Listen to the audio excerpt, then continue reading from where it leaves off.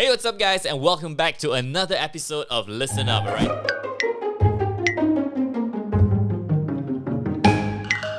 Thank you so much, guys, for all the input. And we've heard your suggestions. We've heard all the topics that you want to listen to. And we're so glad to be able to answer a lot of them as well. And today we have a very, very special guest with us. But before we introduce the guest, it's important for me to introduce the topic first of all. And we have a very interesting topic today, right? It's a topic that I wish I knew a little bit more when I was younger. Because today we're speaking about what it means to be a man who fears the Lord. I wish there was a sound effect that goes dong dong dong. But yeah, today it's what it means to be a man who fears the Lord. Now, of course, if you are a lady who's watching this right now, it doesn't mean that it doesn't apply to you, okay? Because I believe when the Bible says, a man who fears the Lord, I believe it's actually referring to mankind, a woman and a man who fears the Lord. However, today's topic, yes, it is true. I am zeroing in on men. So if you're a lady watching this, I am positive you will still benefit because I'm sure that there are men in your life as well. You got husbands, you got boyfriends, you got a dad, you got a brother, you got a son. So I'm sure you'll be able to help the men in your life become the man that God wants them to be. So in that way, I'm sure you'll also benefit. Perhaps next time we will have an episode where we talk about what it means to be a woman who fears the Lord. Now, today's topic is a very, very deep one. I would say a pretty one lah, huh? And that's why we're going to break it down into a little bit of like a two parts in one topic. And the first part of this question that we want to delve into is number one, what does it mean to fear God, right? How do we fear Him? Or what even is the fear of the Lord? And secondly, after that, we'll be also discussing about specifically how or what it means to be a man of God. The word man here, what does it take for someone to go, wow, Brandon, when I look at you, you are a real man of God. Man, that's such a big compliment. So and when it comes to man of God, we see a lot of examples of this in the Bible. But in today's world, of course, the challenge to be a man who knows the fear of the Lord, with this characteristics of a man, it's getting increasingly tougher in this world. So for that, we have a very special guest. Now it's time for me to introduce the guest. Ladies and gentlemen, he is not an unfamiliar face. He has been on the show before, and you also recognize, I'm sure, his partner in the form of YB Hannah Yo. Ladies and gentlemen, it is my pleasure to introduce for the first time flying solo with me today. Usually he's always with a pair, but he is an entrepreneur, the CEO and co-founder of Asia Mobility, also a son, a husband, and a father. Ladies and gentlemen, please welcome on the show for the first time as a solo man, Ram. Welcome to the show. Welcome. Thank you, Brandon. Thank you for having me. Glad to be on your show. Yes, Ram, today's topic, like I said, is very interesting, right? And I was thinking, like you are a son, you are a father, and you are also a husband, and you are also a man. And when I look at you, I do see all the qualities that, for me, when I understand the Bible, I do see those qualities and characteristics and those values in you. And so I'm very, very pleased, and I'm very, very honored to have you on the show to speak about what does it mean to be a man who fears the Lord. Now, Ram, if you don't mind, can we just delve straight and jump straight into it? Let's go. Let's go. I love the energy. Okay, the first part of this deep question I want to tackle is this: what is the fear of the Lord? Now, there are many passages in the Bible that we know where it speaks about the fear of the Lord. You hear the fear of the Lord is the beginning of wisdom, and having the fear of the Lord, it's a good thing to have. But by definition, the word fear is generally not a good word because there's so many negative connotations to it. When you think about the word fear, you think about someone who's really scared. I dare not speak up. I dare not even look at that person because I fear that person. So God, we know, is a loving Father, a good and a gracious God. And at the same time, this good and gracious God, you expect Him, or you have this sort of belief that He's this very cuddly, big Abba Father who's ready to hug you, ready to just give you an embrace. But at the same time, in His Word, we also hear the Bible calling us to fear the Lord. So how do you reconcile these two concepts, between a good and a loving Father and versus a God who has called us to fear the Lord? How? Yeah, I think I would add on another very common reference, speaking about the spirit of fear in the Bible, Mm-hmm. and place that as part of what we need to reconcile, is the fact that the word also says that God does not give us the spirit of fear, Yeah. but of power, love, and sound mind. And therefore that there is where the stark, contradiction Mm-hmm. lay, right? It's that God does not give us fear, but yet we are asked to fear the Lord. And so hence this is the terrain of theology, right? We've got to understand. We have got to understand the word. The word is perfect. The word actually does not contradict each other. The word is perfect. It's just our understanding that needs to be perfected. And therefore, in this case, the fear of the Lord, if you look back at the original meaning of that word in the Bible, the Hebrew meaning of the word actually does not mean the English meaning. Right. The Hebrew meaning of the word actually refers to reverence, deep reverence, the sense of awe, sense of wonder, a sense of loving authority. It's this larger than life adoration of something, right? That is the real meaning of that word. But the English language has failed us in this case, right? Mm. Because the word fear that is being used in the Bible, because we have got that one word fear, right? And so we are using that same word for this as well, simply because I think from an English language point of view, there isn't an adequate enough word to describe that kind of fear, like how it's being used in the root language, which is Hebrew. Hence begs the question: why didn't the English translators of the Bible just Yeah, use exactly what I was about to ask. like awe, reverence, or deep respect or something? I Mm. think it's because if you were to use that, I think we kind of lose the actual meaning of what this fear of the Lord actually means. Mm. Because if you just say awe, it can be, if you say, look, we need to have awe of the Lord, or the awe of the Lord is the beginning of wisdom, it kind of like loses its weight. Right. Yeah. And if you just say deep respect, it sounds like God is like a school principal, uh, Mm. whom he is not. So that's why it's a language failure, not so much word or the word of God standing in contradiction to each other. And therefore, if we take that approach and just understanding the root word of fear here, then it means. And how do we relate to that, right? What is Mm. this deep awe? What is this deep respect? What is this wonderment, that we have of the Lord? What does it feels like? What is that, right? So yeah, you're right in the sense where it's not fear in the sense where we are called to be afraid of God. Mm. That is not the fear that is expected of us here. It's actually completely the opposite. It's completely the opposite, right? There is a deep love and awe of God, and that deep understanding that God is above and beyond everything is the beginning of wisdom, right? So from a day to day, from a practical human experience, what is it like? How can we compare it closest to, right? Because that Mm. helps us understand actually what it is, right? I read somewhere about this where I think the writer wrote about the closest thing you can experience is like standing at the edge of the Grand Canyon, right? Mm. And this is obviously an American writer, so he's using something where he has got access to. But for us here in Malaysia, for example, I would say maybe if you are standing at the top of the tallest building in Malaysia, the new, Menara 118, for Mm. example, Mm. that literally reaches the clouds, right? If you were to stand on top of that, in fact, the engineers took a picture of that. They were at the top. I'm not sure if you've seen this, where the clouds were literally at the back of him, Wow. standing at the top of the tower, right?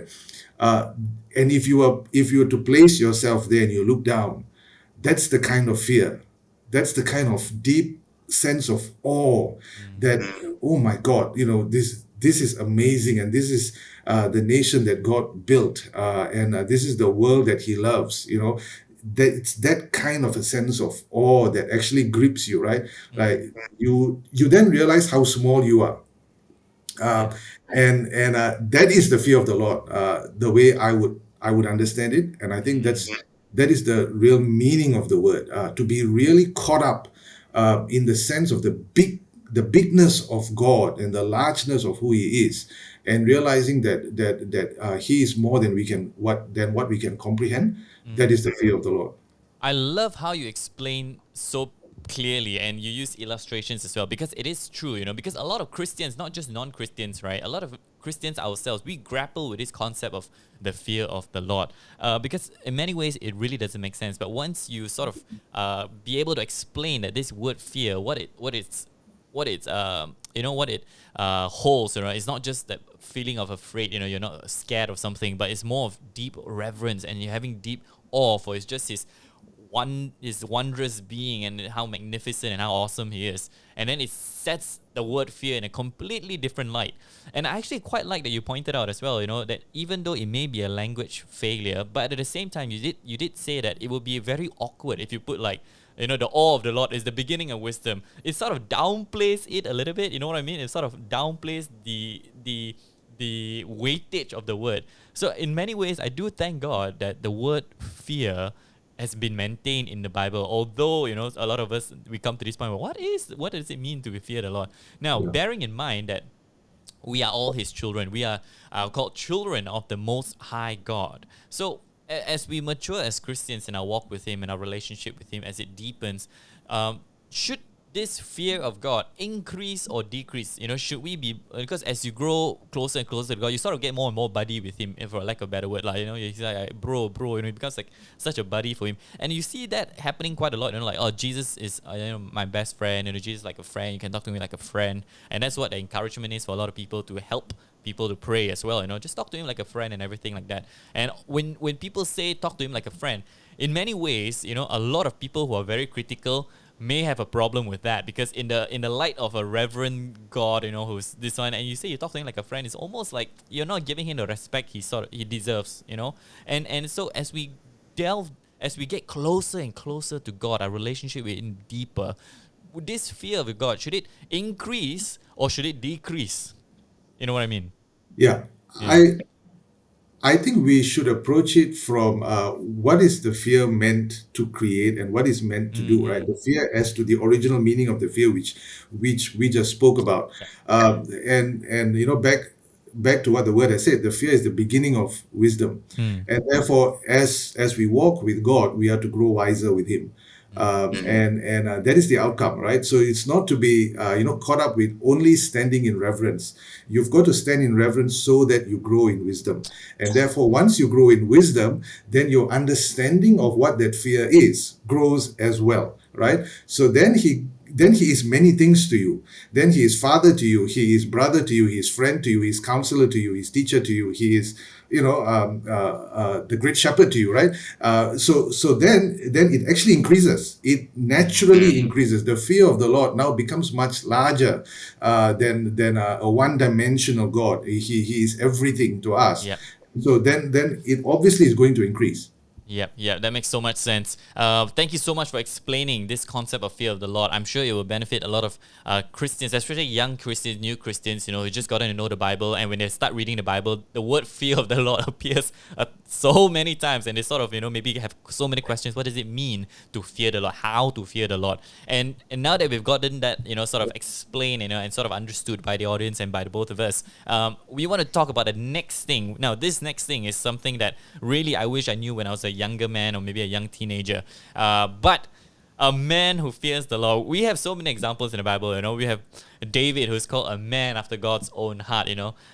Abraham, like God's friend. This and they're all great men in the Bible, and they're all great men of God. But to be a man who fears the Lord, I specifically narrowed it down to men instead of a person who fears the Lord, right? Because we all know women can also fear the Lord and in their own capacity. But I narrowed it down to a man because I believe there is a difference. There is a difference between men and women and the roles and of men and women. They're two very different roles as well. Not that they cannot be intertwined or anything like that, but there are specific roles for men and women, at least in the Bible or from a biblical perspective. So, in your opinion, let's just start off from the surface first. What makes a man, in your opinion, what makes a man a man? Would you consider, in your life, would you consider yourself a man, and who would you consider, for example, give me a good example in your life, maybe it's your, who would you consider a man? Yeah, I would definitely consider myself a man of God and a man who fears God, but very much with the perspective of operating under this respect and great awe of God, right? That's my context. And hence that is what gives me security as a man. It is not me being the king of the mountain. I serve a king, and he places me on the mountain, right? And so I'm in the same place as another guy who may not know God and may not know the fear of God, but really also sees himself as a man. The difference is that he owns the mountain. I don't own the mountain, right? I am placed on the mountain, That's right? a great analogy. Yeah, Great analogy. Yeah. yeah. So in that sense, that is how I see it. And who in my life whom I see as men of God. Obviously, I've got many friends who love God and serve God, and in their own ways and in their own industries, in their own mountains, on their own mountains, and those are the men of God that I really recognize. So while I was a full-time pastor at some point, but my men of God are not necessarily full-time ministers, are not necessarily pastors. That is not how I see men of God. Men of God, you, Brandon, you're a genuine, bona fide man of God to me, right? And so that is how I view it. Actually, men who serve God and men who know their places on the mountain. Those are my men of God.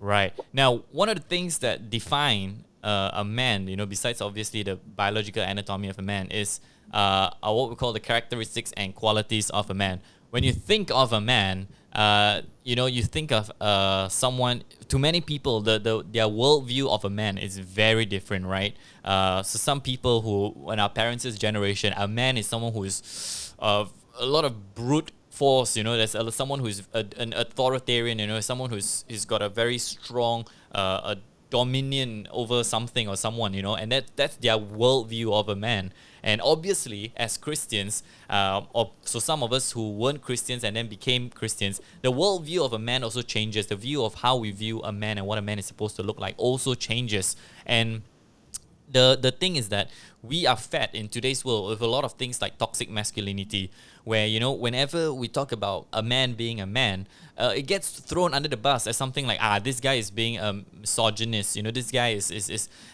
really, this guy, there's no equality, and you get sort of these kind of topics where the word masculinity comes up, and it's really a very bad word.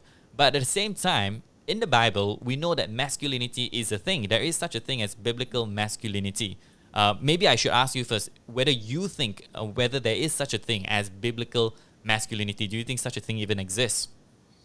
Yeah, I think from a point of view of how the man is wired, Yep. how in God's view, he has wired and constructed men versus female. That is where there are some key differences, whereby the biblical view and the godly construct of a man is not a theoretical principle. It is actually in your natural being. God shaped men, differently from how he has shaped women, right? Right.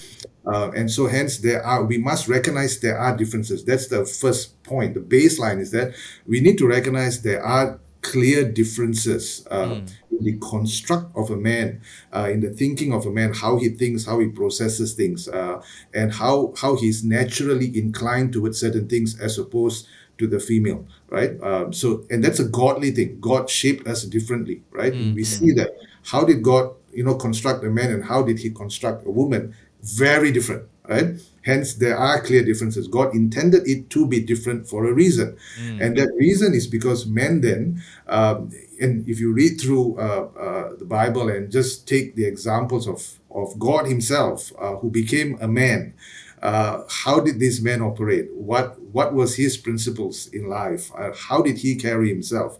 And you see that what makes a man and what is really we are geared for is leadership, not Yep. so much brute force. Jesus wasn't the strongest man alive. You know, because the strongest man alive is the guy who pulls a plane with his teeth. That does not make a man. It's leadership. How do you lead people? How do you Right. lead your family? So we are geared for leadership. I'm not saying that women can't be leaders. Mm-hmm. It's just that we are more natural leaders, right? Yep. And we are called to provide leadership to our wife, to our children, to our family. So that's the natural role, and hence God made us predisposed to that. Like we should embrace leadership, right? Mm. So that's one, but also men from a point of view of being able to empower others around us. I think that's a very key trait. Mm. We talk about men and our group of friends, and men generally have, thrive when you have your circle of friends and more than women, right? Even though they do have that, but I think we are more naturally geared towards wanting that, Yep. and being able to consciously maintain that, that friendship, that the men stuff, that boys, the wolf pack, some of them call it, right? Yep. uh, Yep. we are naturally geared like that. Why? It's because there is a natural thing within us in order to empower others, to enable others, and to build community. Right? We are Mm. great at that. That comes from leadership, right? You need a leader in order to do all of that, and so Yep. that's a byproduct of leadership as well. And so hence we are naturally called to enable people. So I see that as a key quality of a man. How we can use that to enable the people around us, like what I do for my wife, and how each of us as husbands should do that for our wives, Mm. and for our kids as well, to empower them. And that comes clearly from Jesus himself, where he Mm. says, if you follow me, you will do greater things than what I do, right? For a father and a husband to say that, I lead you, but you will do greater things than me, right?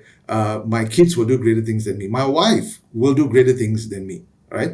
That is what makes a man, So that flies completely in the face of the world, right? That flies completely in the face of even Asian culture, where your father is the best at everything. The wife cannot outdo him. The wife cannot outperform the husband, right? The man of the house. That's actually not very biblical or not very Mm. godly. Because if Jesus himself, if God himself says, you follow me and you'll be better than me, you'll do greater things than me, that comes from a place of immense security, right? Mm. And so we need to operate from that place as men. If you operate from that place of security, then you have no problem seeing your wife doing better than you, your kids doing better than you, your family really thriving because of you, without you having to take all the glory and the credit, right? Mm. So that is something that we all need to strive to become. Wow. That what you just said really sounds like dying to self. It's really Yeah. sounds like putting yourself, not on a pedestal, but putting yourself literally much lower than the world would see you, and allowing others, and specifically, things, people like your wife, your family, your children, to go above and beyond you. And so you are providing that stepping stone, and that's a very, I would say the word is sacrificial lah. That's a very Mm, dying mm, self sacrificial thing. And the truth is, it's we are seeing less and less of this. We mm. are seeing less and less of this, where you just mentioned all these qualities, where it's okay, it comes from a position of immense security. And I wonder, has it got anything to do with the word security? Because as we see less and less of this, when I say we see less and less of this, is everybody wants to be number one, right? And it's so much still steeped in our culture today, where no, I must be the top. If I'm the man, well, you listen to me, you submit to me. I mean, that's a topic for another day, lah. Why we submit to your husband? But you submit to me, you listen to me. I have the final say. And we start to see this trend more and more, and we see less and less of what you just said. Why do you think this is so? Why is this disappearing? Instead of increasing, but it's really getting less and less of this. Would you say because the immense security that Jesus had is not in us, or maybe even the identity of a man, being a man, is under attack? What contributes to this being less and less in the world? Yeah, I think it's absolutely something that is coming under intense attack, Mm. because of the fact that a lot of our promise and purpose is locked in that, right? If you were to operate from that place, you release blessings. There is godly purpose that will be outworked out of that for your family, for your children, for your wife, for the community, for the nation, and therefore, the enemy knows this, right? And Mm. and and hence, if I want to stop a nation from really being that godly nation, uh, I will have to stop the source of this blessing. Wow. The Yep. blessing is locked up in us men, Yep. and if we are corrupted, and if we are taken to the wayside, and stop seeing ourselves as how God sees us, everything else actually is affected and disrupted. The plans of God for our family and community and nation and world is affected, is disrupted. And therefore, that's very clear. It's just the problem is that the enemy knows this better than sometimes we do, right? Right. And so he knows where to attack. He goes up straight to the men, and he knows if I lure the men away, and they don't see themselves the way God sees them, the entire purpose for their family is gone, right? So yeah, it's definitely under attack, and we must not we must not downplay that, right? It's and then it comes down to all these issues with gender, right? And that is where it stands. If you can mess people up in terms of being able to firstly identify themselves as men or women and just create confusion in that space, then of course everything else that we spoke about is not going to happen. Wow, these are very, very powerful words, Ram, because it serves as such a great reminder when you said the enemy knows where to attack, and the enemy actually knows your weakness probably sometimes more than you know it yourself. And what you mentioned just now was so powerful, not just in a family context, but in a community context, in a social construct, even up to a nationwide context. Because what you say is so true and it resonated so much with me that, the enemy knows. So once he brings down the men, once it brings down that natural leadership, without vision, people die. So when you bring down that person who is the vision giver, instantly the family is just gone. The family is broken. Instantly the nation will be corrupted. Instantly, once the man is laid to the wayside, instantly things start to fall. And you said it on the nail on the head, because the enemy knows, and it's very important for us as Christians to know the plan of the enemy so that we can defend ourselves better. So that was very, very good reminder, very powerful words. I'm learning so much from you today, and I want to talk a little bit more about this. When I first became a husband, right, I'm a very newly married man, less than 1 year, and when I first became a husband, the understanding of a man, like I said, is constantly growing in me, how to become a man, how to become a husband, right? How to become a future father as I prepare in this stage of a husband. So, and you're right, because, this is a personal example, but I realized that when I, as a Christian, I have valleys as well. You go through the desert road sometimes. Being a Christian doesn't mean it's a bed of roses. It's always on a high. And I was going through this very low level where I didn't even bother with my devotion. I didn't read the word of God. I really didn't spend any time with God. And as I realized this, right, you know what else I realized? My wife's spiritual walk and spiritual life was also going down. And I was stumped, because here's the thing: my wife's background, she's very in tune with the Holy Spirit. In fact, I came from a more conservative church, but as I went down, she also went down, which really stumped me, because a lot of times I look to her to sort of refresh me sometimes spiritually. But I was like, what is going on? Why I'm down and she's also going so down. And it's true, because when I look at the Bible, it's a lot of biblical examples. And I gave this example, which I forgot, and now I remember it again. You remember when the fall of man, right? The very famous story when Eve was deceived, she ate the forbidden fruit, and then she gave some to Adam, and then, the first sin of man. What's so interesting, and I realized when I read this story, was that when God came to look for them after the sin was committed, in the Bible it says he looked for the men. This is so surprising, because it is technically all the men can say, hey, it's Eve who gave me the fruit, it's Eve who got deceived, and she gave it to me. But And of course the Lord knows this, right? The Lord was watching this as it unfolded, watching this sin happen as it unfolded. But yet, when the Lord went back to the Garden of Eden, He called out for the man first. He didn't say, where is Eve? He said, He was looking for the man, not the woman. And that gives you so much sense of the leadership that man is innately born with. That if we fall, people will also fall with us. The wife will fall with us, the children also, the family unit. And that's why I just wanted to share this example, because when you said that, it clicked with me. Because that's what I experienced myself. And that's what I realized when I read stories like Genesis, and He asked the man, the Lord asked the man. He didn't ask Eve, He asked the man first. Yeah. Yeah, right? absolutely. Yeah. So, God, created us, and, knowingly that the man is the leader, right? And therefore, when God places Adam in the garden, he knows that there's a leader in the garden. And so when God enters the garden, he respects leadership.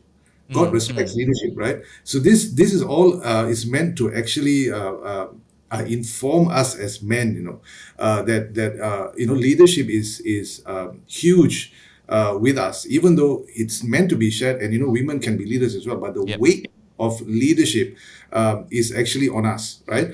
And God sees it that way as well. When He enters the garden which He made, God made the garden, God made the world, God made this man, but yet He has installed leadership in that garden through that man, and therefore when He enters the garden, He respects leadership. God respects the leader which He installed, and then He looks for the leader. Where Yeah. is the right? Yeah. Where is the man? So hence there is a sense of not just weight upon us, it's weight that we carry. And that is where I feel sometimes men, when they hear about leadership, they feel that it's a burdening thing. It's not. It's an empowering thing. It's meant to be an empowering thing. Men should not crumble under the weight of leadership. Men should bring leadership into the things that we carry, right? And therefore, that is where God is being gracious with us. Because if God were to say, I made you with leadership characteristics, with the leadership construct, but at the same time, He does not empower us to be the leader, that is where the problem will arise. But God doesn't do that. God says, you are created for leadership, and I empower you to lead the mountain, to lead the garden, right? So then He releases us. He actually releases us to go and make the mistakes, to go and, fall down, and you are, not going to lead your wife really well at some times, right? And that happened quite quickly with the first man. So hence, it is meant to show us that, with leadership, with the mantle of leadership, it doesn't mean that we're going to be perfect leaders, but it does mean that we need to recognize that we have been entrusted with leading. It's not something for us to claim on our own. Yep. And therefore, with that, there is a fallback mechanism for us, which means the fallback is that, like what we spoke about, that wolf pack, right? You've got your brotherhood. You can go back and share, your struggles and all of that. The first man also did that. The first man had a friend whom he walked with on a daily basis in the garden, and that friend was God, right? And so he had the first wolf pack, where it was the two of them. Right? God was walking with Adam on a daily basis in the garden. And that is actually what we need. Men should not lead alone. Men should not lead alone. And this should lift off some of the ungodly burden that some of our men carry. That they feel that, and you hear this all the time, that leadership is a lonely place. It shouldn't be. Leadership shouldn't be a lonely place. You've got those whom you lead, right? And then whom you lead with, and then those whom you can go to who are also fellow leaders, right? And then of course God as well, right? So you must be able to. Men must consciously not lead alone. One of the biggest risk, right, for men is this: that when you start leading alone, when you begin finding yourself in a lonely place of leadership, that's a very dangerous place to be. That's very wise words, and it really also speaks to me as well, because I think all of us are leaders in our own rights, and we have people that we lead as well. And it's true, sometimes, leadership can be lonely, and you hear so many people say that, and I'm guilty as charged, because unfortunately I have said the same things before, but I mean, that boils down to the problem of leadership, not really the problem with, your people, your team. It's actually you, because the truth is, you sometimes carry a lot of ungodly burden where you don't have to do it alone, but you choose to take it upon yourself and do it alone. And that's when it starts to become a really lonely journey. So I think, you've spoken to me much more than I anticipated, Ram. You've spoken to me way more than I actually expected. Now, I want to talk a little bit about family context, right? In a family context, the view of a man, we know is the spiritual head of the family, right? We know is the head of the household. Yet, of course, a lot of times when we read the Bible, I said I didn't want to talk about this, but I felt it was quite inevitable, especially as a married man now myself. But it says in the Bible where wives submit to your husbands, and taken out of context, misinterpreted, probably one of the most misinterpreted verses in the Bible. Wives submit to your husbands, but also, reminder to husbands, love your wife as how Christ has loved you. So how do you combine this to make the wife, the camp of wives, happy with submitting to the husbands and make the wolf pack also happy to say yes, this verse is correct. How are you going to combine this and explain this verse in the most biblical way that you can? Yeah, so it's the similar problem that we had at the start, where we spoke about fear, right? Fear in being and God, does not give fear, Yeah. right? So it's one of those other contradictions here, lah, right? Mm. Submission, but yet, husband love, right? So it seems as though it's a contradiction. Actually, it's not. The submission is not to a man. The submission is to his leadership, right? And so if there is no leadership, what are you submitting to? Right, you can only submit to a leader. If that person is not providing leadership, what are you submitting to? Right, Wow. and so it's predicated upon the fact that it's so. God assumes that God has made a right assumption. It's a right assumption that man, husband, there is leadership already. You are providing leadership already, and therefore, wives submit to that leadership. Right, and then husbands love your wife, right? Because as a leader, that is what you're meant to do. You are meant to basically cause those whom you lead to thrive, right? And for your wife to thrive, she needs to receive your love, right? So that is what it's based on. But if you just take it out of context and you don't actually understand the role of the man here, and you think that just because he's got a title, somebody needs to submit to him, then that's completely wrong, and that's actually cheapening what God has created.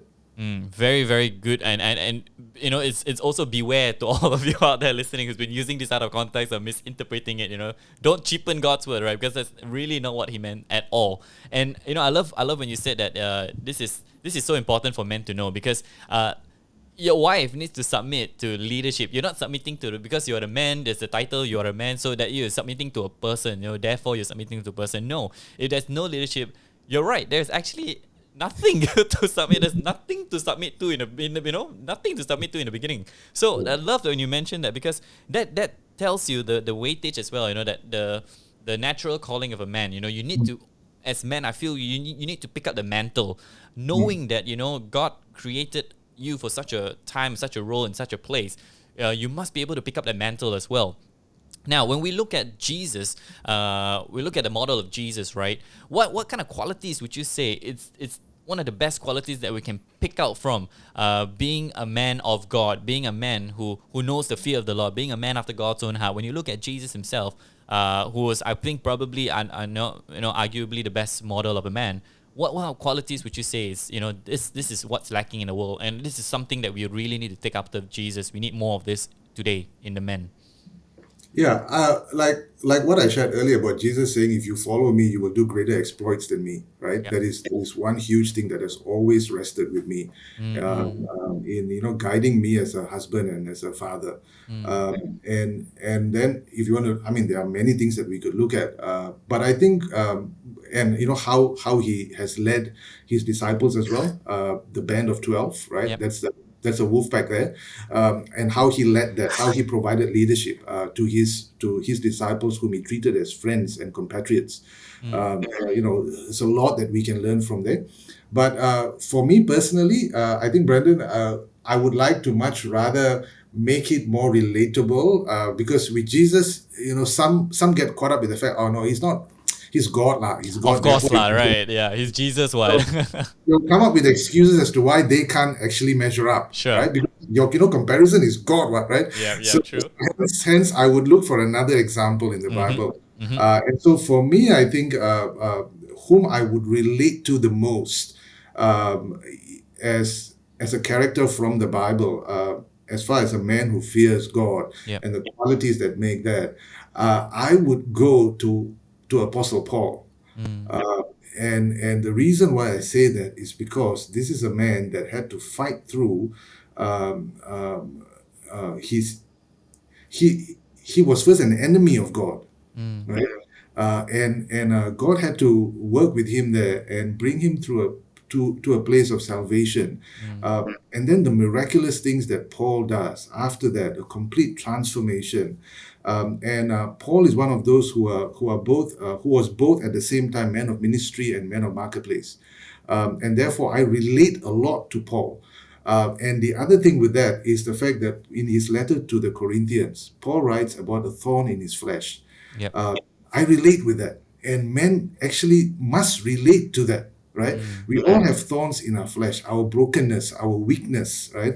And how Paul was open about it. He was, he was recognizing it. He was open about it, and at the same time, he was celebrating it. And that is what we as men, actually, the world has made it very difficult for men to celebrate our thorns. And when you don't celebrate your thorns, you're going to celebrate your flesh. And that is where the enemy wants to park us in, right?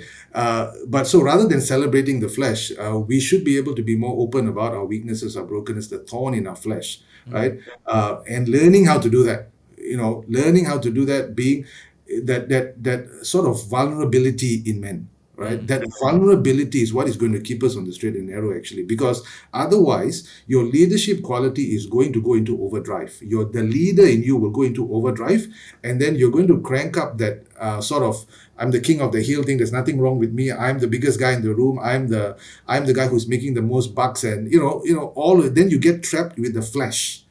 But the thorn is there to keep you on the straight and narrow. And so that's the reason why God has done that.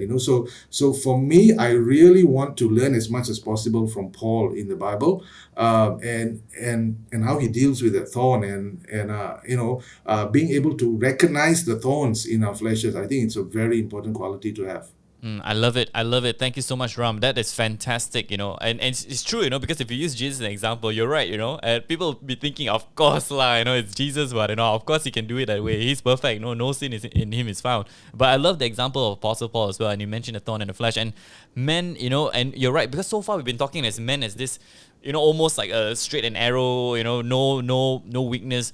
But actually as men, I would say, we have probably more weaknesses than women, and we see across history, don't have to look at biblical history, don't have to look at Jewish times. We can look at today's modern history, and we see so many men of God, not just regular men, but men of God also falling, also who have fallen.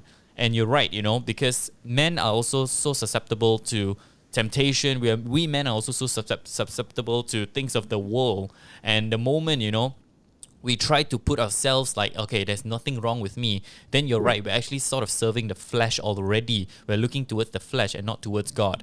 And you see so many of these examples. So I love it that you gave the example of Apostle Paul. Now, Ram, we're slowly running down the time as well, but this has been such an insightful conversation, and I absolutely loved it. I learned a lot from you as well, and I'm sure many men and women, have also taken something of value today. And to those of you who are listening in right now, we really hope you've learned a thing or two about this. And before we let you go, Ram, again, as always, we do it on the show. Anything the Holy Spirit is just leading you on to say to men, as a man, to all men who are listening out there right now. Anything to say? Yeah, I think just from that sharing about Paul in the Bible, I think there's a lot for us to learn, and there is a lot for us to celebrate about being men. I think it's time that we recognize that being men of God and biblical men, meaning men that is shaped after God's purpose and God's vision for us. I think there is a lot more that we can do, but there is also a lot more that we need to celebrate about ourselves. Men need to take time to actually enjoy what they're doing, enjoy leadership, enjoy the world, because God so loved the world, right? But yet, sometimes we go and hide in the cave. There's this whole man in the cave mindset, right? The man cave, right? That actually seems to indicate that you want to isolate yourself from everything else and build your own little thing. That's fine. We all can do that. And we are the head of the home, and we can build your own man caves if you want. But spiritually, right? We should not build our caves. Spiritually, we should be out there. Spiritually, we need to connect with people. We need to ensure that we remain connected, and don't lead alone, right?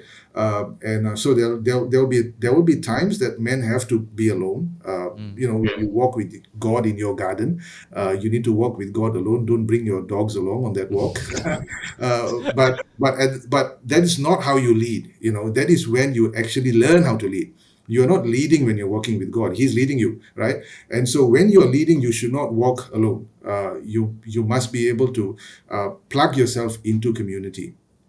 Fantastic words. Thank you so much for sharing, Ram. I really appreciated this time with you, and I really appreciated your sharing as well. So, a massive, massive thank you for being on the show and talking about this topic. I hope you guys are listening as well. I hope you've really enjoyed it as well. If you have enjoyed it, if you feel like you've learned something of value, be sure to share it with your friends, your CG, your church members, your church. And of course, as we close, don't forget, guys, we have a community as well that you can hang out with, a community of fun, loving people you can do life with. You can join our Discord community. The link is in the description below. And of course, other things as well on social media. Be sure to follow us on all other platforms like Instagram, YouTube, Spotify. You can stream us there as well, on Google Podcasts and Apple Podcasts. Ram, you've been such a delight to have on the show. I'm so honored and privileged to have you. Absolutely enjoyed the conversation as well, and honestly, I've taken away so much things of value. Thank you so much for being here again. God bless you, and I cannot wait to see as well, even though you're older than me, but I cannot wait to see where God leads you and takes you as a man of God. So God bless. You're welcome. Thank you so much for being here. We'll see you guys again next time. This has been Listen Up with myself and Ram. We'll see you next week. Bye bye.